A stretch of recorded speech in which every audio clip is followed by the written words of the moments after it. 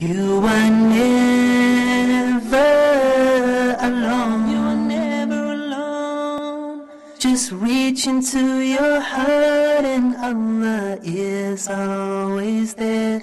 You are never alone. You are never alone. Through sorrow and through grief, through happiness and peace, you are never. Assalamu alaikum wa rahmatullahi wa barakatuh. Welcome to a new episode of Family Issues. In this episode, we'll be discussing the effect of parenting on the psychological development of children. Allah subhanahu wa ta'ala says in the Holy Quran, وَأْمُرْ أَهْلَكَ بِالصَّلَاةِ وَاصْطَبِرْ عَلَيْهَا لَا نَسْأَلُكَ رِزْقًا نَحْنُ نَرْزُقُكَ وَالْعَاقِبَةُ لِلتَّقْوَى Sadaqallahu al-Azim. And enjoin prayer upon your family and people and be steadfast therein. We ask you not for provision, we provide for you, and the best outcome is for those of righteousness.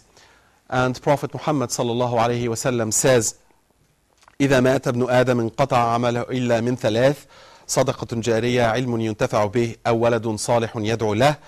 When the son of Adam, a human being, dies, his deeds are stopped except for three things, namely his good deeds, his knowledge, and his pious child who prays for him.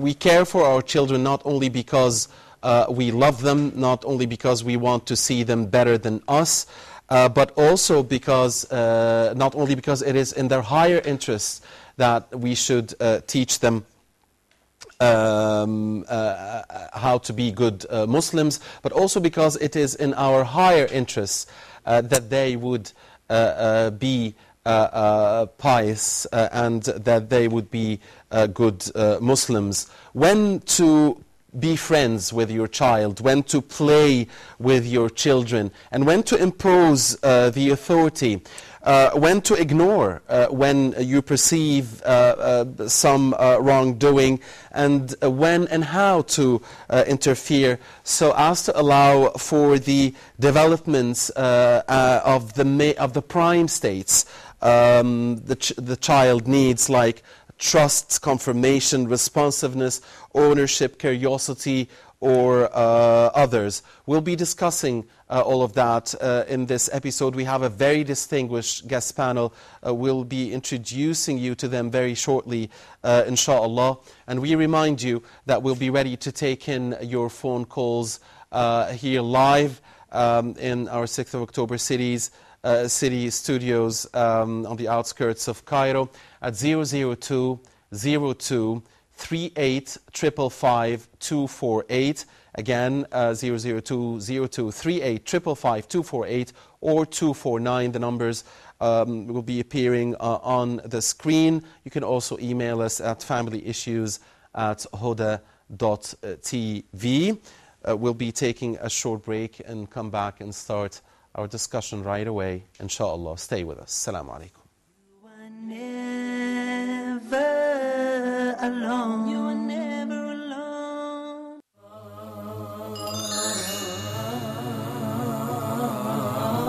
You've seen him on the righteous companions. You've seen him on the inevitable journey. We want the Muslim home to be a Muslim home. You have 30 episodes to teach us how to build a better future. Ready, set, go. And all of these are ideas. Yeah. We got to be creative. What are our tools? Bubblegum, Mickey Mouse, Starbucks, American movies, foreign films. Is this going to produce a good generation of Muslims? In order to produce that generation, Malik, Yes. there are three institutions. That generation, we want to produce that generation to be those men. Sisters, go back to your religion. Go back to your deen. We're talking about the next generation. You're going to hear me say that phrase a lot, the next generation. I'm not talking about Star Trek. They had this chart, Sheikh, it shows a small monkey and then like a bigger monkey and a bigger monkey. That new generation, that better future. Even in the West, they say a family that prays together stays together.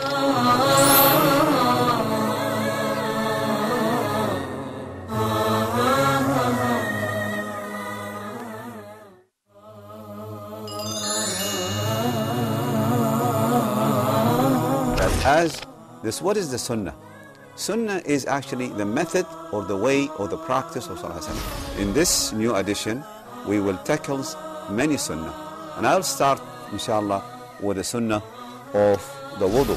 That we Muslim, as we also commanded by Allah and the Messenger of Allah to take care of the Quran, follow the Quran and implement the Quran, we also being commanded by Allah and the Messenger of Allah to implement and follow the Sunnah. Some of the people said, what does it make different whether I drink with my right hand or left hand?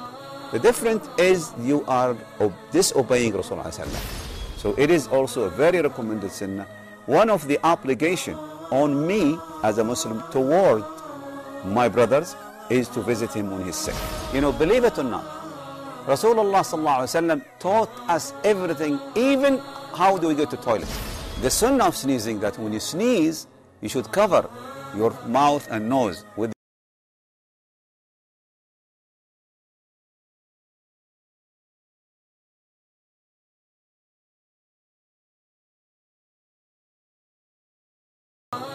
You are never alone. You are never alone. Assalamu alaikum wa rahmatullahi wa barakatuh. Thanks for staying with us. Welcome back. Time now to introduce you to our distinguished guest panel. We have with us Sheikh Hatem Al-Hajj, Dean of the Sharia Academy of America, and he's also a pediatrician. Assalamu alaikum, Sheikh, and thank you for being with us. We also have with us Mr. Hisham Hassan, and he is a self-development coach. Assalamu alaikum, Mr. Hisham. Thank you for being here. Thank you. And Sheikh, allow me to start with you. When we talk about how to parent our children from the viewpoint of Islam, when should we be friends with our children, play with them, and when should we impose our authority, and what should we do with our kids? I mean, the kids we want to be, but maybe by instinct, we want to see them better than us in the future. Alhamdulillah, well, the answer to this question depends on multiple variables. One of the variables is the age of the child. One of the variables is the particular circumstance that we're addressing. And one of the variables also is the psychological makeup of the child himself, and the customization is important. Because no matter how much we talk about child development, the parent will benefit from learning, yet customization will have to take its role as well, because there is no one-size-fits-all, there is no one prescription for all kids. Exactly. So, the variable of the age, for instance, it is important that you recognize the different stages of development, whether it's psychological development, psychosocial, mental, etc., because that would affect how you would address the various stages. We can talk about this in detail later, but generally speaking, you have to divide the age groups. I think before 7 and after 7, taking the hadith in consideration. And the hadith of أمروا أولادكم بالصلاة? So the hadith of the Prophet ﷺ, in which he said, مروهم بالصلاة للسبع واضربوهم عليها لعشر وفرقوا بينهم في المضاجع. Command your kids to pray at age 7, spank them if they don't at age 10, and separate between them in bedding by age 10 as well. Right. So the 7 and 10 here, and it is actually rather interesting that in terms of mental development, the classification of Jean Piaget of the mental stage, or the stages of mental development, considers 7 to be a milestone and considers 11 to be a milestone. 11 is a milestone of the development of abstract operational thinking, and 7, or about 6 to 7, is the milestone for the development of non-abstract operational thinking in the physical world, versus the abstract one by age 11 or so. So before 7 is one story, after 7 is a different story. Right. Certainly a child early on in the first 2 years of life, that is a child of, that is sort of testing the world, trying to figure out if he can trust it or not. It's called trust versus mistrust, the stage of trust versus mistrust, according to Erik Erikson, from a psycho-social perspective. This child will have needs different from the child that is past 14, for instance, that is going through the development of identity stage through the early teenage and beyond. I would say that early on, you infuse trust. You certainly have to give them a large dose of love and a large dose of friendship early on. That is not friendship as the a teenager that you will take as a friend, that you'll talk to as a friend, but rather more love, and building that trust early on. The age of between sort of 7 to 10 to 11. Allow me to stop here and stay in the important age category from until 7, and you mentioned the variables. So let's stay here and let's move to Mr. Hisham. Sheikh Hatem mentioned the trust, and this is one of the prime states. The scholars say children need to develop, and maybe it's the very first one. Could you tell us more in depth about that and the important prime states that need to be developed in children, and the role of parents here, especially in the early childhood? Yes. Actually, for further development to happen at an older age, there are certain, as you said, and as the Sheikh said, prime states that need to be there. First of them beginning is basically trust, and this is a stage where they learn to trust their caretakers, the world, and actually have a willingness and an openness to depend on different resources, whether these resources are external or internal. And so when trust is fractured at a very early age, then they stop at this stage of development. Although the child grows into an adult one day, but they are stuck at this stage of development, and they can't go over it unless there is some kind of corrective action. So some of the other very important prime states is confirmation and disconfirmation, as an example. The ability to say no to things and say yes and welcome other things. What parents basically, what some parents do is they take away this ability from a child at a very early age. So when the child refuses something like a relative trying to kiss them, to hug them or whatever, and the parent says, well, it's not good to say no. You can't say no. And so the child grows with this sense on an unconscious level. They think, okay, so I can't say no. So then as they grow, they'll find that there are very important things that they need to say no to, like injustice, for example, like lack of competence, like many other things.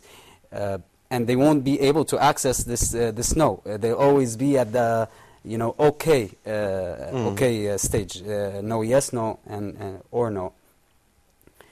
One of the other prime states, and basically this is what signifies humanness, is curiosity, and this is displayed in small children. As they crawl, they always put everything in their mouth, and basically it's not because they're hungry as much as this is the way that they explore the world.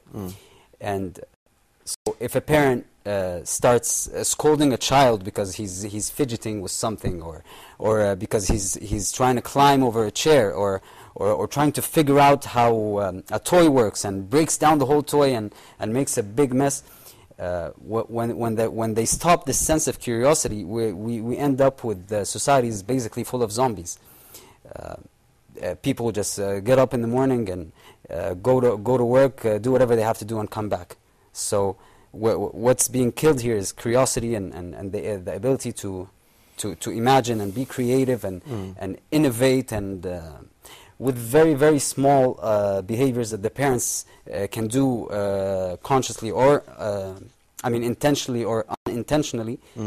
They can spoil the future of a child. Right. But allow me to stay with you, Mr. Hisham, and these are very important points you are mentioning. But sometimes there is a thin line between, letting your child discover and allow him to build his imagination and be curious, and danger. And many times you find parents cannot control themselves if they see the kid doing something that they perceive as dangerous. Maybe it is, maybe it isn't, but this is how they perceived it. So this thin line, and it also must be related to the issue about confirmation and disconfirmation. Maybe some parents would like to see their 2 or 3-year-old child learn from the very early ages that if their grandfather, for instance, comes, then he has a certain respect. And if this friend or ex or that relative comes, then so how do we allow the children to be free to be able to say yes and no and to explore, but at the same time not put them in danger while watching, or not make them teach them how to respect the elders, how to and so on. Well, it's a thin line. Sometimes you feel it's a thin line, and it causes a lot of confusion and also fights between parents. Yes. Well, let me say first that parents always have the best of intentions. Okay. This is a very important thing, because we always come down on parents really hard when it comes to child development, but they always have the best of intentions. As far as what's dangerous and what is not, we as parents we sometimes tend to overdo it as far as what is supposed to be and what is not supposed to be, what's dangerous and what's not. So if according, like the Sheikh said, it's all according to variables and context and the time and the age. So if what the child is doing will cause him immediate danger, like sticking his finger in the, so you don't feel free to let him stick his finger into a socket. We shouldn't ignore everything, right? Yeah, exactly. But then there are certain things that could be manageable, things that may cause minor injuries, for example, like climbing on something and falling, or like trying to taste something and so on. So this very thin line has to be according to the context, and not to be overdone as to limit the child from moving freely or exploring that's understood. The world around him or her. Sheikh Hatem, you mentioned the variables, and a very important word you mentioned, the customization. So that gives the parents the room to maneuver and to deal, and that means, for example, and correct me if I'm wrong, if I'm playing with my child all the time and I'm bringing him all he wants, and then I started to discover that I am giving him the love and passion, but he's becoming sort of thinking very highly of himself. He's going to be arrogant from a very young age. Then I would have to interfere and start balancing this out. And vice versa. If I'm trying to teach the child that not everything you want I will get to you, because this is life. I mean, adults know very well that it's not everything that you can't get everything you want, and in fact our religion also tells us you can't do just whatever you want, and there are rules. So is this what you meant by the customization, and could you tell us how to deal in different cases. If the child is, we find him overconfident, or if we find him less confident? Yeah, well, I think that in order for you to be able to move from point A to point B, you need to be aware of where point A is and where point B is. And so you have to really have a good understanding of the reality of the nature of your child, and to correct that nature or the negative inclinations, because we are born with positive and negative inclinations as human beings. And that's the test in this life. الذي خلق الموت والحياة ليبلوكم أيكم أحسن عملا. Blessed is he in whose hands is the dominion. تبارك الذي بيده الملك وهو على كل شيء قدير, and he is capable over all things. He who created life and death to test you, who's better in action. And so the negative and positive inclinations are basically tests for us. So you need to understand your child's negative and positive inclination. You need to sort out the map of your child, his personal map. And then you need to say to yourself, I need to move to point A. Point A is your target, and sometimes your target may be exaggerated. And if you truly understand the strengths and weaknesses of your child, if the child is not really good at math, just forget about him being an engineer. He doesn't have to be an engineer. He could be like too many other things. So work with strengths, and try to work on the weaknesses to some extent, but understand that we as human beings have weaknesses and strengths. And if you look at how the Prophet ﷺ used to address those mistakes done by children, look at the hadith of Amr ibn Salama, for instance, in which he says that I grew up in the household of the Prophet ﷺ, and I used to eat with him. So I was eating, and I used to eat from all sides of the dish or the pan. كانت يدي تطيش في الصفحة. So the Prophet ﷺ said to me, يا غلام سمي الله وكل بيمينك وكل مما يليك. O young boy, say Bismillah and eat with your right hand, and eat from the side that's next to you. And that is basically starting with positive reinforcement, because negative reinforcement is actually starting by telling him what is right before reprimanding him or rebuking him for doing what is wrong. That was Abdullah ibn Abbas? Or was no, that's Amr ibn Salama. Okay. So so he said to him, say Bismillah, eat with your right hand, and eat from the side that is next to you. And it is very brief and concise. He can remember it, and he did remember it, and he reported it thereafter. So he was able to give him very short, concise advice. It's not like a long lecture. But it is very, expressive of what he needed to tell him. And he did not mention anything negative. He didn't tell him, what mess are you doing? But he said to him, the right way to go about this is to say Bismillah and to eat with your right hand and from the side that is next to you. Now, does that mean that you're going to always be doing this? You're going to never have negative reinforcement? That's also unrealistic. And the problem is sometimes, and as Brother Hisham also mentioned, that sometimes we get a little bit hard on the parents. Sometimes intellectuals, they live in a bubble isolated from reality. So they keep on telling you about theories and about this and that, and the reality is that some children will need to be disciplined. Right. Positive reinforcement. What if I say this 200 times and nothing happens? Am I just going to keep on repeating it? The definition of insanity is to repeat the same thing over and over and expect a different result. Yes, I'll repeat it a few times, because for a child it may not sink in from the first time. But eventually there will need to be some negative reinforcement. There will need to be some limit setting. And the limit setting has to be also proportionate with the danger, the age of the child, because you have to leave some room for the child to make a mess. after the trust and mistrust stage, you go through the initiative versus guilt. Basically, will you take the initiative or will you have shame and guilt?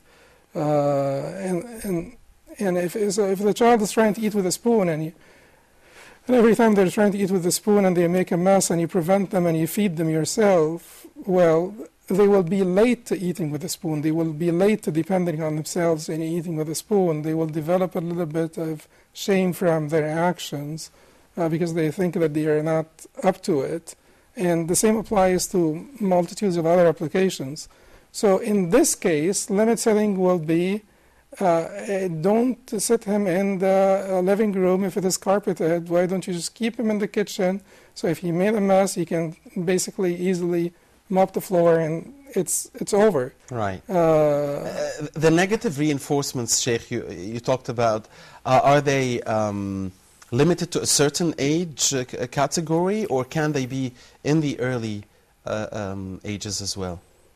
No, they can be in the early ages, but also, the tone, the facial expressions, the whole context has to be sort of sensitive to the age. So when Al-Husayn radiallahu anhu picked a date from the dates of charity, the Prophet ﷺ said to him, kikh, kikh. We say this, kuch. Right. أما علمت أننا لا نأكل من الصدقة. Have you not known that we don't eat from charity, and that we don't eat from the food of charity? Right. And so this is negative reinforcement, but it is quite mild, quite appropriate for the age. It's just kikh, kikh. Have you not known that we don't eat from charity? The Prophet ﷺ, when he used to pray, had Al-Hassan and Hussein jumping on his back? Is Yes, that correct? Yes, and he used to carry Umama, the daughter of Zainab, during the prayer, put her down, and when he stood up, he would carry her. And he would walk out of his home, for instance, with Umama straddling his neck. He would put her on top of his shoulder. Right. And certainly something in an environment like the Prophet ﷺ was in, this was extremely progressive. Right. Extremely progressive. Right. Even nowadays, so if you do this, people will stare at you. So if somebody's praying now and then a child comes, we shouldn't, a 2 or 3 or 5-year-old child comes, we shouldn't brush him aside and say, hey boy, go to the last, go to the last row, because the Prophet ﷺ himself carried his grandchildren. Yeah. Mr. Hisham, you started talking about the prime states. You mentioned the trust, the confirmation, disconfirmation, and you also mentioned curiosity. Any other key prime states parents should be working on? Yeah, but I would like to take one of the points that the Sheikh mentioned. Please. And it was how Sayyidina Muhammad corrected the action of Amr ibn Salama and how he did it with Al-Husayn. Now, one of the biggest mistakes that parents do is when they correct action, they target the child himself. So if it wasn't the Rasul sallallahu alaihi wasallam, then the parent would have went, okay, how can you do that? Don't you know it's bad to eat from the plate the way you are doing? Regular people or good people don't do that, and so on and so on. They keep on scolding the child. And so what this does is a thought, a simple thought like you are bad or so and so turns into a belief. Now a belief about himself, the self of the child. So once this belief is into the neurology of the child, it starts manifesting into behavior. As he grows up, that's exactly how he's going to act in life. SubhanAllah. Because we remember, and each one of us, of course, has his or her own experiences. That when I used to be. My parents used to tell me when I was a boy, Muhammad never lies. He never lies. He never. This is what they used to say. Of course, I used to lie sometimes. But when you grow up, it's just they made you love this character, this sifa, this character, and they told you you are that.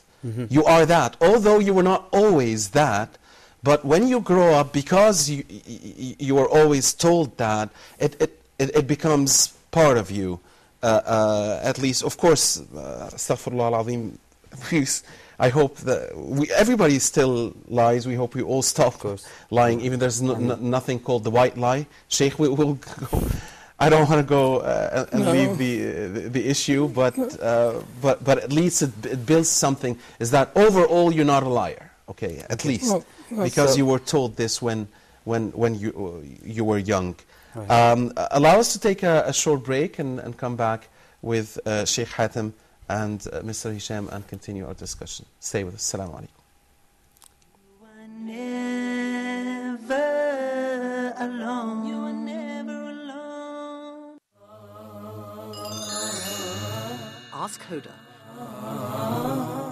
Dear brothers and sisters, welcome to a new edition of Ask Hoda. I have 2 questions. Please go ahead. You can read it in Arabic and you can also understand the meaning in your own language. The different tafsir and the interpretation of the meanings of the Quran are available in almost every language that exists on earth by the grace of Allah. The water of Zamzam is for whatever intention you drink it with. Salih from Egypt, his father has the way and he asked about how can he help him. Very good question. Can we give a zakat to any of the dawah centers? The ibadah or the act of worship is a part of the unity.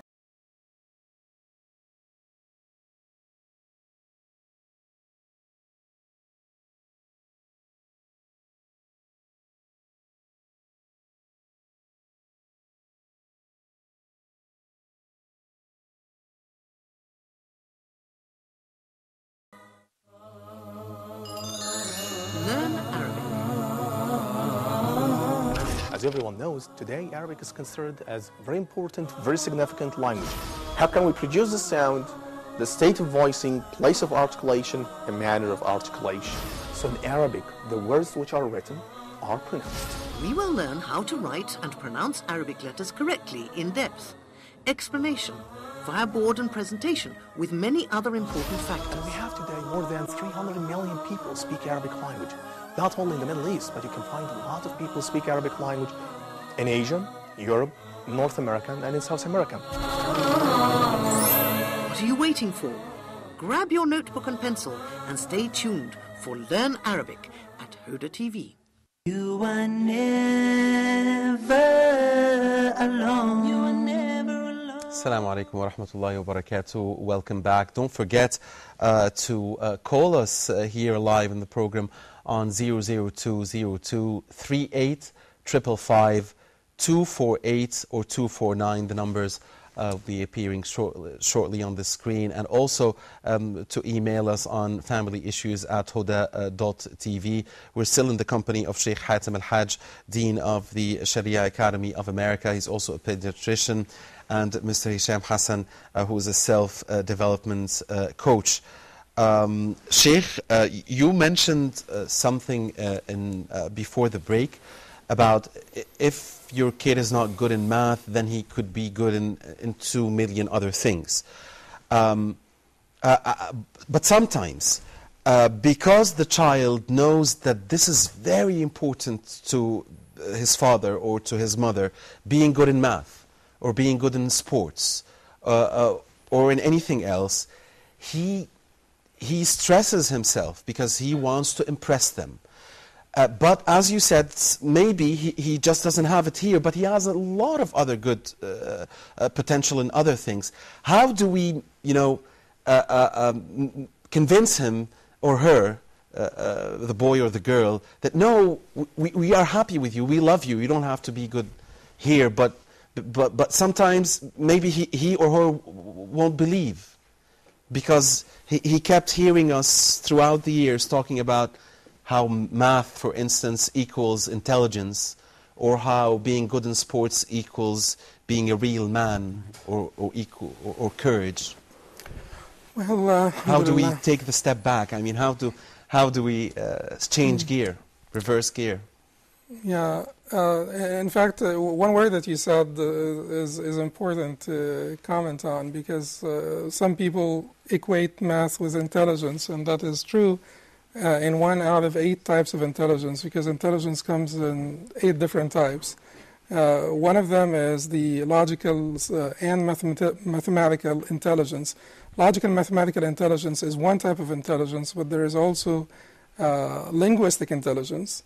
You know, you can get the best mathematician in the world, but they may not be able to hold a conversation with you. Linguistically, they are not intelligent. There is social intelligence, there are interpersonal relations.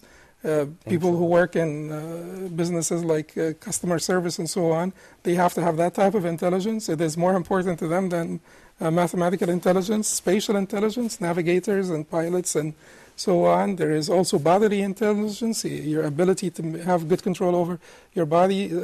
Great sports people and surgeons and so on, they need to have bodily intelligence. There is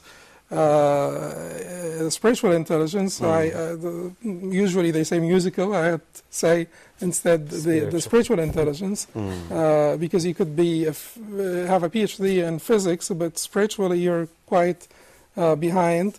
So there is not one type of intelligence. There is even intrapersonal intelligence, your ability to handle yourself, to have a holistic approach to bring together your mind, heart, and body in harmony, so that you don't have inner conflict inside of yourself.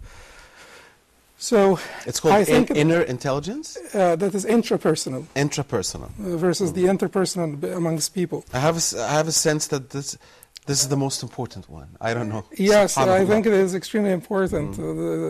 Your ability to deal with yourself, to handle yourself. I also have to comment on whatever it is that you mentioned about how your parents used to tell you something that you grew to believe thereafter. That is something that even Allah does in the Quran. Allah says, وَلَا تَهِنُوا وَلَا تَحْزَنُوا وَأَنْتُمُ الْأَعْلَوْنَ إِن كُنتُم مُؤْمِنِينَ. And do not grieve and do not be powerless when you are the supreme, if you're true believers. So during times of persecution, during times of defeat and so on, Allah is telling them, you are superior if you're true believer. Because superiority here is not by how much wealth you have, how much power you have. It is by moral superiority, your moral advantage, and so on. So you are the supreme if you are true believers. And the Sahaba, grew up to that statement and grew into it. They were always committed to being the best nation brought forth to humanity. As Allah said to them, كُنْتُمْ خَيْرَ أُمَّةٍ أُخْرِجَتْ لِلنَّاسِ. You are the best nation brought forth to humanity.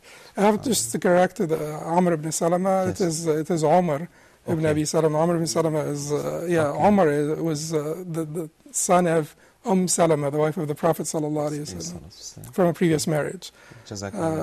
You're welcome. Mr. Hisham, the other prime states, please. Okay, so it's very good you mentioned the part of how the kid tries to excel in math and stress himself because he wants to please others. Because one of the prime states is responsiveness.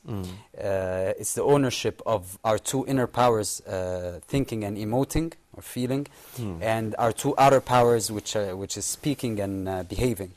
So if these powers are somehow taken away from the child at a very early age by being told not to speak all the time or not to act a certain way, or it's not good to feel this or to think this, what happens is they move from their ability to be response-able or have the ability to respond to the world to being moved around by external events. So when they start pursuing their passion, depending on whatever type of intelligence that they have, they don't actually go for what they can deal with, but with whatever is going to make other people happy. And so they end up getting to this mess of doing for others, or speaking for others, or feeling and thinking for others. I can tell you from a personal experience. Yes. Like I had to go into medical school because everybody expected that I go into medical school. My passion was for studying Islamic studies. That was my passion from very early on, when I even was 9 years of age, and I went back to it after I finished medical school, even though I continued to work as a physician. But you're happy you went to medical school. Whenever you make the best out of your situation, I guess you'll sort of accept your situation, and but that was not really my interest at the But it time. definitely added to you. It could Definitely have has added some, yes. You're taking the parents' part. No, because I have a similar story. Okay. Because I had some very good grades in high school, so I studied engineering. But then just 2 years after that, I went to media, and this is where I love. But I do say that studying engineering, although I didn't work, has really benefited me. I do admit that. I think college education is just to give you a case. Maybe it's the intrapersonal. There's an intrapersonal skill here. Mr. Hisham, Sheikh Hatem, when he talked about the 8 types of intelligences, I feel that this is a topic, a very important one, and it could be a topic for an episode.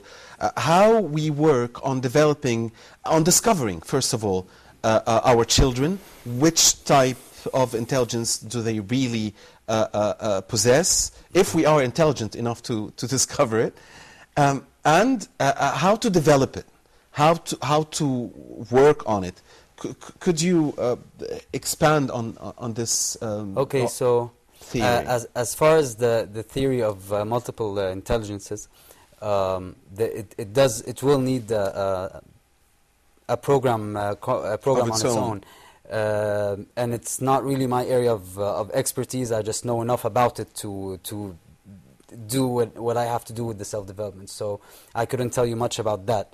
But I can tell you what they shouldn't do, so that the children can find their true passion in life, or the things that they can do best. So stopping the kids' development at any of their prime psychological developmental states is what would stop the child from finding his true passion, or excelling in the area that he excels in. So if he has more direction towards art, for example, but then his ownership is taken away, his responses are taken away, and he's pushed to do something else, then this child will grow up not to be a very happy person. We believe that Allah subhanahu wa ta'ala has every newborn gets born on fitrah, right? So there are 2 parts of that. There's the part of aqeedah, of course, and tawheed, and then there's the part that has to do with the khilafah on earth, and it's having the skills, abilities, and potential to make real this khilafah.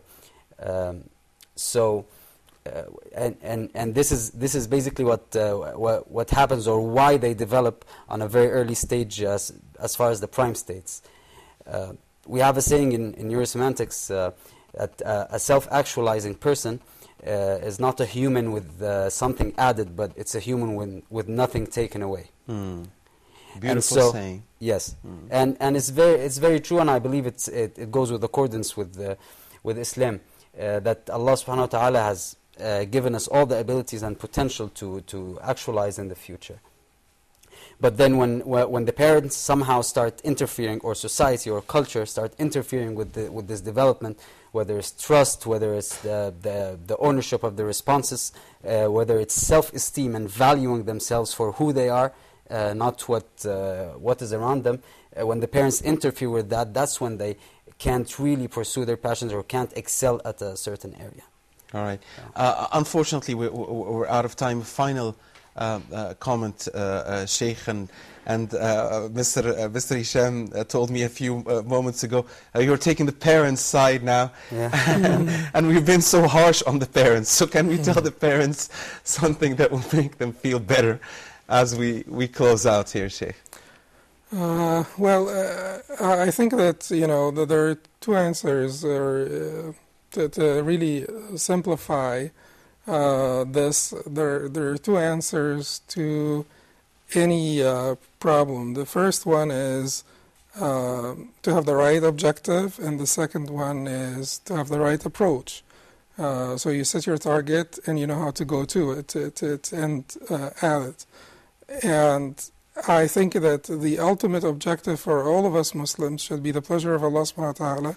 We really need to make sure that we are doing justice by our kids for the sake of Allah, and really ask Allah to make us just towards them and ourselves and the community. And the second thing is to have the right approach, and that is dependent on more acquisition of knowledge, more, to acquire more knowledge, about the procedures, the approach to get to your Sorry target. to interrupt, Sheikh, but Alhamdulillah, the point was made to you, dear viewers. That's all the time we have, dear brothers and sisters. On behalf of you, we thank Sheikh Hatem Al-Hajj, Dean of the Sharia Academy of America, also a pediatrician. Jazakumullah khairan, Sheikh. And we thank very much Mr. Hisham Hassan, self-development coach. Jazakumullah khair, Mr. Hisham. It's been a pleasure. And thank you for watching Family Issues. Don't forget to email us if you have any comment or suggestion on family issues at huda.tv. Until we meet again, same week, same time, inshallah. Assalamu alaikum wa rahmatullahi wa barakatuh. Never alone, you are never alone. Through sorrow and through grief, through happiness and peace, you are never alone. So now, as you long for your past, prepare for your future, but knowing nothing's gonna last. You see, this life is but a road, a straight and narrow path to our final abode. So travel well, O Muslim, and paradise will be your home.